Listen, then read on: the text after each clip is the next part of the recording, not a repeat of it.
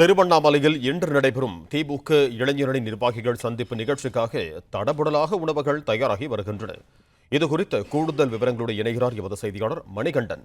வணக்கம் மணிகண்டன், உங்களிடம் இருக்கும் தகவல்களை பகிர்ந்து கொள்ளுங்க. வணக்கம். திருவண்ணாமலையில் நடைபெறும் வடக்கு மண்டல இளைஞரணி சந்திப்பு நிகழ்ச்சி. இந்த நிகழ்ச்சியில் இன்று மாலை சரியாக 4 மணிகளில் தொடங்க உள்ளது.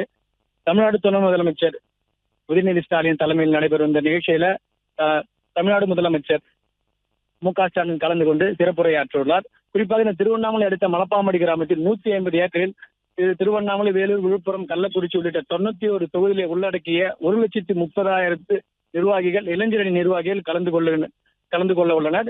இந்த நிலையில் இவர்களுக்கான மதிய உணவாக மட்டன் பிரியாணி செய்வதற்கான 4 திருவண்ணாமலை மாநகராட்சியில் சுமார் 4 இடங்களில் இவர்களுக்கான மதிய உணவு தயாராகி வருது.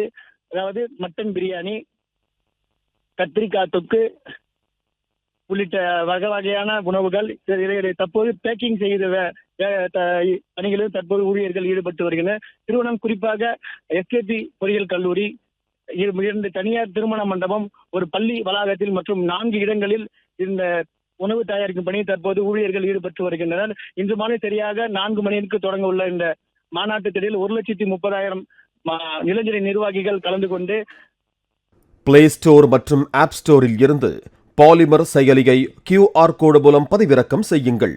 செய்திகளை உடனுக்குடன் பெறுங்கள்.